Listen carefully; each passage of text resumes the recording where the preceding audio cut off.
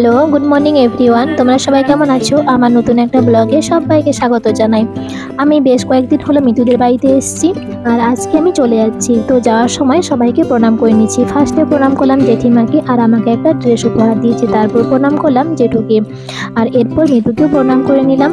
তো হচ্ছে যে আজকে যেহেতু চলে যাচ্ছি, তো এর জন্য আমাকে একটা ড্রেস উপহার দিয়েছে। তো যতজন আত্মীয় স্বজন এসেছিল সবাইকে ড্রেস দেওয়া হয়েছে, আর আমাকেও দিয়েছে। এখন বাজে সকাল 6:30, আর আমি 5টার সময় উঠে রেডি হয়ে গেছি। এতটাই ঠান্ডা পড়েছে যে আমি যেন জমে যাচ্ছি।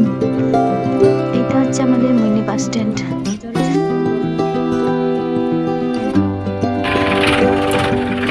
বাড়ির উদ্দেশ্যে রওনা দিলাম। আজকে তোমাদেরকে একটা অভিজ্ঞতার কথা আমি শেয়ার করি। এই যে বাসটায় আমি যাচ্ছি, এই বাস ভাড়া লাগবে আমার 25 টাকা। তো 25 টাকার জন্য 500 টাকা আমাকে খুচরো দিয়েছে, যেটা অন্যান্য সাধারণত কলকাতার দিকে দেয় না। তো বেশ ভালো লাগলো ব্যাপারটা। প্রথমে আমি ভাবছিলাম কিছু বলবে না, তো আবার যেহেতু সকাল সকাল খুচরো না থাকাটাই স্বাভাবিক। কিন্তু আমি দেখলাম যিনি ছিলেন বাস কন্ডাক্টর, উনি খুব ভালো, উনি কিছু বলেননি, আমাকে খুচরো দিয়ে দিয়েছিলেন। 3টে বাস চেঞ্জ করে 4.5 ঘন্টা থেকে প্রায় 5 ঘন্টা জার্নি করার পর অবশেষে অনেক ধৈর্যের পর আমি আমাদের বাস স্ট্যান্ডে পৌঁছে গেছি। আর ওই যে দেখতে পাচ্ছ আমার ভাই আসছে। এবার আমি বাড়ি চলে যাই। আর যাওয়ার পথে দেখলাম যে আমাদের যে মাঠটা আছে, এই মাঠটা সুন্দরভাবে সাজাচ্ছে। কালকে যেহেতু 14ই জানুয়ারি, তাই এখানে খুব বড় করে মোরগ লড়াই হয়, এটার জন্য প্রিপারেশন নিচ্ছে। তো যাওয়ার পথে আমি মাসির বাড়িতে গেলাম।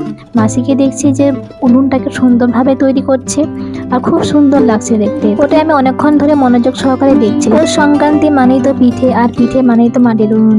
মাটির উনুনকে যদি সুন্দরভাবে তৈরি না করো, তাহলে তো পিঠে হবে কি করে? আর তো এইটার জন্যই মাসি খুব সুন্দরভাবে উনুনটাকে তৈরি করছে, আর দেখতে এতটাই ভালো লাগছে যে আমি অনেকক্ষণ ধরে দাঁড়িয়ে দাঁড়িয়ে দেখছিলাম। তারপর ভাবলাম ক্লিপ নিয়ে নিই, যেটা তোমাদের সঙ্গে শেয়ার করতে পারবো পরে। তো তোমাদের কেমন লাগছে সেটা আমাকে জানাতে পারো। আজকে হচ্ছে যে 14ই জানুয়ারি, আর আজকে নতুন করে আবার ব্লগটা শুরু করলাম। আগের দিন যেহেতু বাড়িতে এসেছি, এতটা জার্নি করার পর খুব টায়ার্ড লাগছিল, তাই আর ব্লগটা কন্টিনিউ করতে পারিনি। দরকার ছিল LIC অফিসে, তাই LIC অফিসে এসেছি। আর এটা হচ্ছে আমাদের এখানে LIC অফিস। তো কিছু কাজকর্ম ছিল যেগুলো আমি কমপ্লিট করে দেওয়ার পর, তো আমি আর ভাই গেছি এবার আমাদের এখানে জুবলি মার্কেট, মানে ঝাড়গ্রামের সবচেয়ে বড় মার্কেট। তো ওখানে আমাদের কেনাকাটা ছিল, ওটা কেনাকাটা করে দিয়ে বাইরে বেরিয়েছি। বাইরে বেরোনোর পর দেখছি যে সুন্দরভাবে এখানে এই মানে প্রতিমাগুলোকে বিক্রি করছে। এগুলো কিন্তু নাম হচ্ছে টুসু প্রতিমা। মকর সংক্রান্তির সময় মানে এই প্রতিমাগুলোকে নিয়ে অনেকেই অনেক জায়গায় বড় করে উৎসব হয়, অনুষ্ঠান হয়, তো অনেক কিছু হয়। তো আমার কখনো দেখতে যাওয়া সম্ভব হয়নি। অনেক জায়গায় ছোট ছোট বাচ্চারা এই টুসুগুলোকে নিয়ে একে অপরের বাড়িতে যায়, টুসু গান করে, আর তাদেরকে চাল, মুড়ি, জিরে, টাকা, যার যেরকম সামর্থ্য সে সেরকমভাবে দান করবে। তো এরকমটা হয়। তো যদি কালকে এরকম হয়, আমাদের পাশে যদি কেউ আসে, তো তোমাদেরকে সেটা আমি শেয়ার করব। আর তোমাদের পাশে হয় কি না সেটা আমাকে জানাবে। আর কোথায় কোথায় হয় বা কোথায় খুব বড় করে হয়, সেটাও যদি তোমাদের জানা থাকে তো আমাকে কমেন্টে জানাবে। এটা হচ্ছে সুভাষ মোড়। এখানেও কিন্তু বেশ দোকানপাট বসেছে ফুটপাতে আর কি। অন্যান্য সময় কিন্তু এরকম দোকানপাট বসে না। এখন যেহেতু পৌষ পার্বণ, তারপর শীতের সময়, এর জন্য এখানে বিভিন্ন ধরনের জামা কাপড় বসেছে। আমাদের যেহেতু সমস্ত ধরনের কাজকর্ম শেষ হয়ে গেছে, মানে LIC অফিসে কাজকর্ম ছিল, ওখানে কাজকর্ম শেষ হয়ে গেছে। তারপর জুবলি মার্কেটে কেনাকাটা ছিল, ওটাও আমাদের হয়ে গেছে। তাই এখন আমাদের আর কোনো কাজকর্ম নেই। তো এর জন্য আস্তে আস্তে চলে এলাম 5 মাথা মোড়। এখান থেকে আমাদের বাস ধরার আছে। তো এই জন্য আমি ভাই বা রাস্তা ক্রস করছি। ক্রস করে নেওয়ার পর এই যে সামনের দিকে দেখতে পাচ্ছ, এখানে আমাদের বাসটা আসবে। তো ওখানে গিয়ে কিছুক্ষণ অপেক্ষা করার পর বাসে উঠে চলে এসেছি। কালকে যেহেতু বাড়িতে পুজো আছে, তাই যেগুলো কেনাকাটা ছিল ওগুলো কেনা হয়ে গেছে।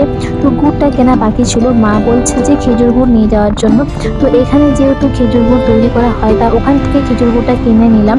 দোকান থেকে নেওয়ার থেকে তো এখানে নেওয়াটা বেশ ভালো। এখানে আমরা বেশ অনেকবার নিয়ে গেছি এখান থেকে, তাই এখান থেকে কিনে নিয়ে যাচ্ছি।